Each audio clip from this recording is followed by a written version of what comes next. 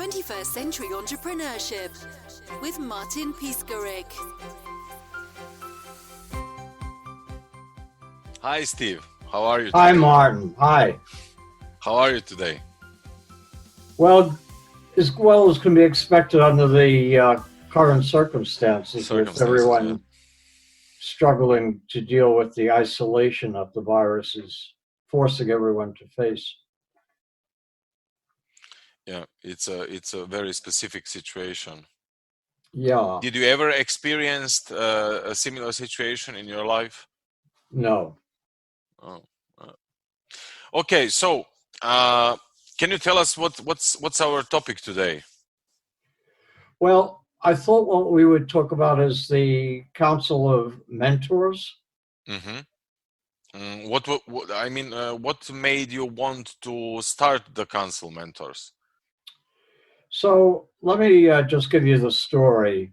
Mm-hmm. There were a series of events that came together that sparked the creation in the first place. But the backstory, I think, is perhaps worth looking at, and that is my experience of having myself been mentored. And the phrase that stays with me, and that has been with me since that time when I was mentored by a guy who is my therapist and mentor, Hugh Crawford, when I was training to become a psychoanalyst, was the phrase, only you can do it, but you can't do it alone. Can you explain a little bit, please? So that means that whilst only I could make the changes I needed to in this particular situation to become more open-hearted rather than in my head as a philosopher, only I could do it, but I wasn't able to do that alone. I needed to have a mentor. And the reason I did was that it's very hard for you to see your own cognitive bias. That is, things that you just take for granted and don't question, unless you get someone to stop you short when you are doing what's called your number. You're doing things that are getting in your own way. And that was the process that we went through in order to release me from these biases, to transform, really, my center, where I was coming from, and therefore change my relations with others. What does it mean, the center you came from? Well, I was centered around my head as a philosopher, and now I was, through this process, more centered around my heart, open-heartedness toward others, which enabled me to then practice as a therapist. Did it help you as well? Well, yeah, of course. I mean, before then I was cut off, and as a result of this mentorship, I was more in alignment between my head, my heart, my body, and the spiritual connection that I formed.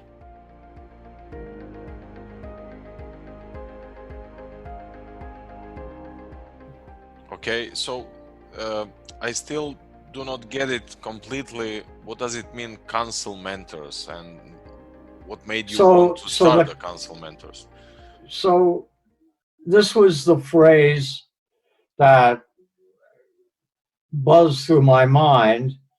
And when the question came up in a conversation about mentoring, I thought about, who do the mentors go to for mentoring? Since only you could do it, that is, only they could do it, but they can't do it alone. So they need mentors, even though they are themselves mentors. Mm-hmm. And where do they go? Mm-hmm. And so I was thinking about then the idea of a peer group of mentors who would provide mentorship for one another.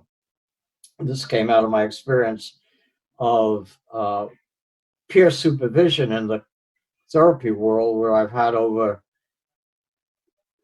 30 odd years peer supervision with my colleague Leon Redler. And what we do is when we come up against difficult challenges with cases that we're seeing, people we're seeing who are stuck and how to unstick them, we talk about our cases to one another and then get some feedback. And So that you often help each other on some way. we do supervision, meaning normally when you train in therapy, you get a supervisor until you're ready to go off on your own. But then there's no one there for you when you're a fully fledged practitioner or a senior practitioner. You're training other therapists like I had been. Who do you go to?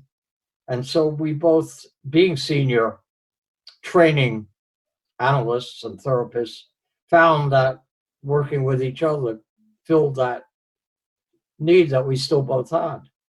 Are there And any specific goals in the process? The goal is to help our clients.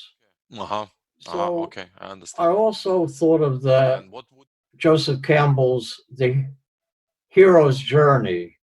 And Joseph basically has a model that he believes all great stories are modeled after. And they all have a hero.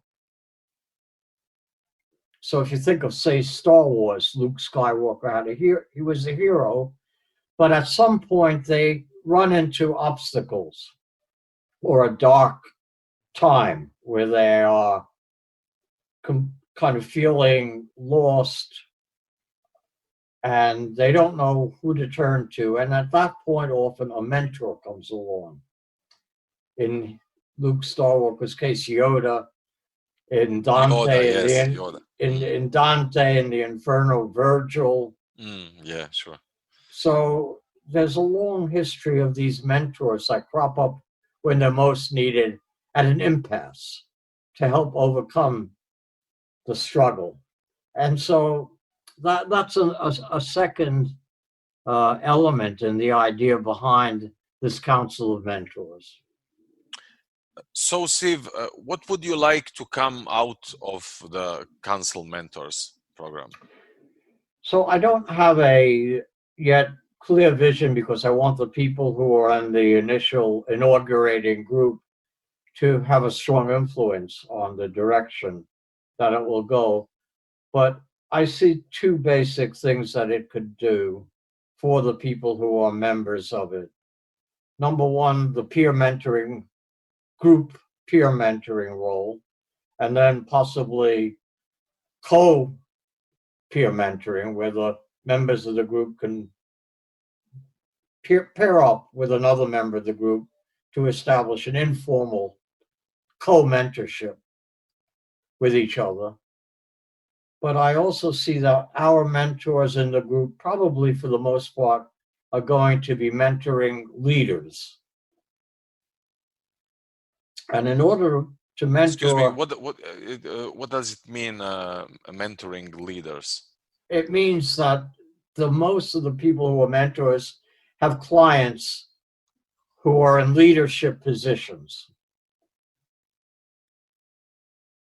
That's typically what the role of a mentor has been and is in mentoring programs, as they are particularly evolved in business settings, corporate settings, and other similar settings. And so mentoring leaders is the second main output apart from peer mentoring. And mentoring leaders, in my view, has to be mentoring visionary leaders who can lead in the future. And the difficulty of leading in the future is that the future is going to be highly influenced by technology. Technologies that are exponentially growing and are also technologies that are combining. And so the combinations of technologies will accelerate technology and the future even faster than we would imagine. And so, as a futurologist, I'm interested in helping people access the disruptive nature of these technologies for leaders who are leading organizations. The solution to the problem of leadership in a disruptive organization, in my view, is to provide mentors for the key people in the organization, and to, by doing that, release the people's energy by giving each individual a kind of role as what I call an intrapreneur or solopreneur. Intrapreneurs are within the company, solopreneurs move out of the company and found their own companies. And so I'd like to see more leaders and the people who are following them follow the pattern of founding their own individual companies, because often the future will eliminate the need for the headaches of large workforces. And often the people who are the go-to people in the future will not be other people to get jobs done. It will be artificial intelligence, AIs. And so learning how to harness AIs for the various roles that would normally have been done by people is one of the key roles for a visionary leader. And how familiar are you with the future concepts? Well, as a member of Peter Diamandis's Digital Abundance, I've been steeped in the future and reading, and I suggest for everybody to read The Future is Faster Than You Think.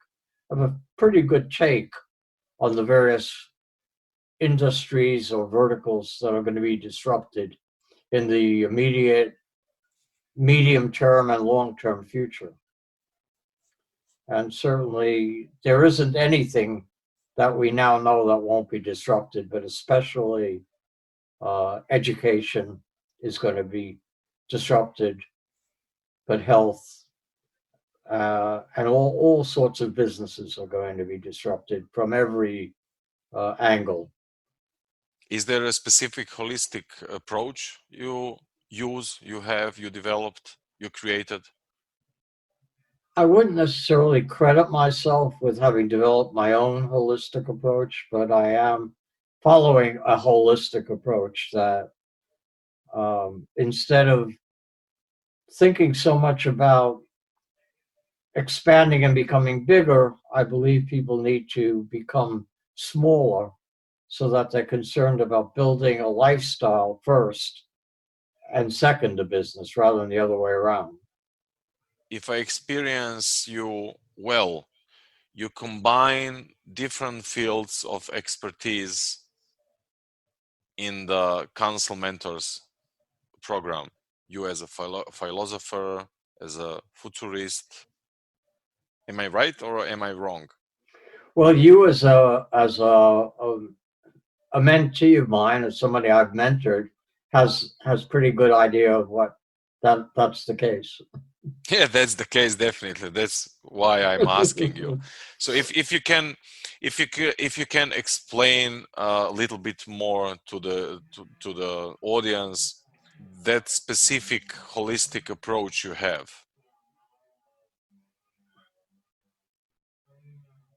It's unfortunately a bit of a deeper question than I can go into briefly, because Okay. it involves connection with source and universal mind, and that's a topic of its own worth discussing, and alignment with it. However, I would just briefly say that our cognitive biases prevent us from being in alignment with our source and our purpose and our meaning. And only when we're in alignment can we be most productive and most helpful to ourselves and others, and do the least harm to ourselves and others, and that is being kind to ourselves and others, which I believe is sanity.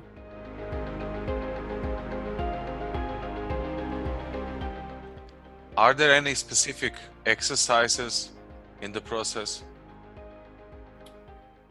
It's a very conversational process, and the exchange between the person mentoring and the person being mentored always happens kind of suddenly, where somebody at the moment restrains from their typical activity because of a interjection of a mentor or an intervention that enables them to better see their bias and become more aware, and therefore more able to change and remove what's getting in their way. What else could I get with it? Well, what would that be? What would you be looking for? You talk about a financial spin on it. Going through your Council Mentors program, what? Well, it's not exactly benefits? a program, Mm-hmm. but it's a council or a group who form an autonomous individual collective of people who are mutually involved in agreeing to become peer mentors and in the self-help process. But if one wants to move beyond that, there would be options to go further in developing one's ability to mentor and developing the mentor practice that one is doing if one wants to increase both its effectiveness, its reach, its way of touching more lives or having a larger impact on the world for the good. Is there a way for working with you one-on-one as well? There would be. But right now we are starting because the platform in the tribe has come out, and this is where the council will take place in the tribe. And so we will be a tribe, one of the tribes in the tribe, as the Council of Mentor Tribe. As we move forward into the future, more and more demand for mentors is likely, in my opinion. Why? There'll be higher demand.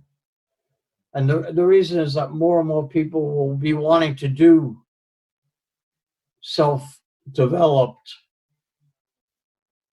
business development. And this is something I didn't include that I want to, I think, include, that mentors can follow the learning contract model that I've developed to use to help their clients who want to develop businesses to develop their businesses, and the mentors themselves could develop businesses. Can you share with us a little bit more about that? So this was something I did at Antioch University many years ago, back in the day when I was helping humanist psychologists become masters, MAs, and we formed a